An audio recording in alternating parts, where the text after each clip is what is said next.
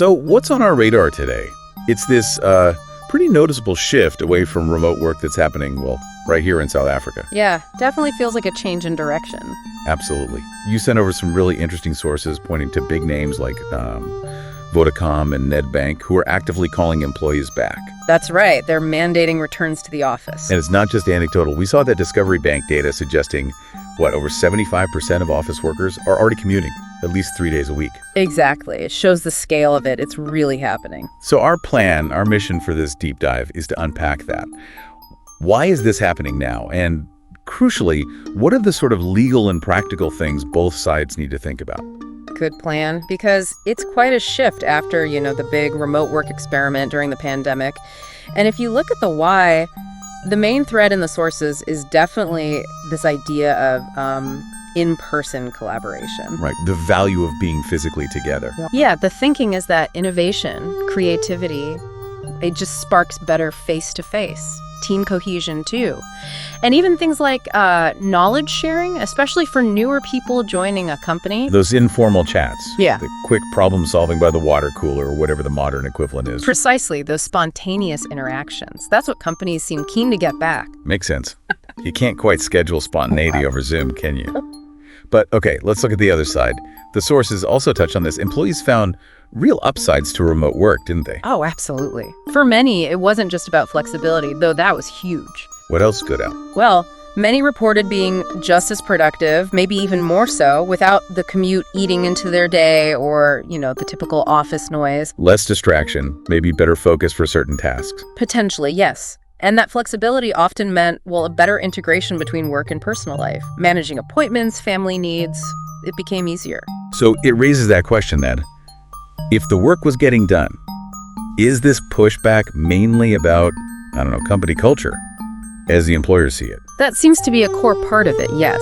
And it makes you wonder how they're measuring the impact on things like morale or even keeping hold of good staff who value that flexibility. And it's not just about preferences or feelings, is it? There's a legal angle here.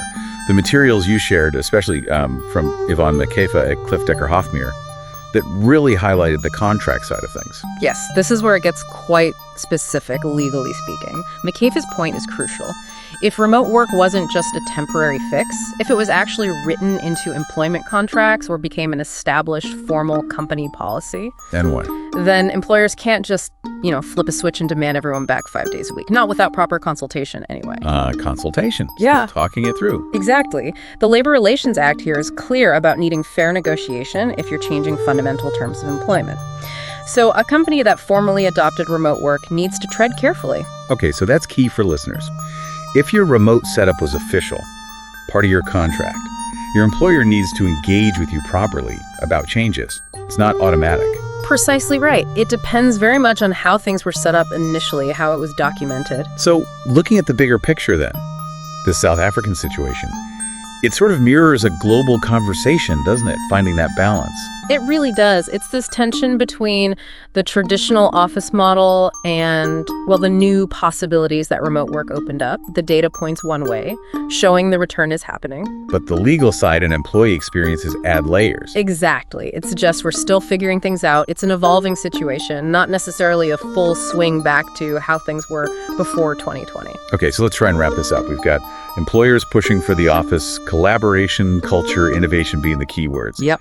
And then many employees who really found value in remote work, the flexibility, maybe productivity gains, work-life balance. And the legal framework hovering over it all, particularly if those remote arrangements were made formal. It's a complex mix. Definitely. A real moment of reflection on how we actually work.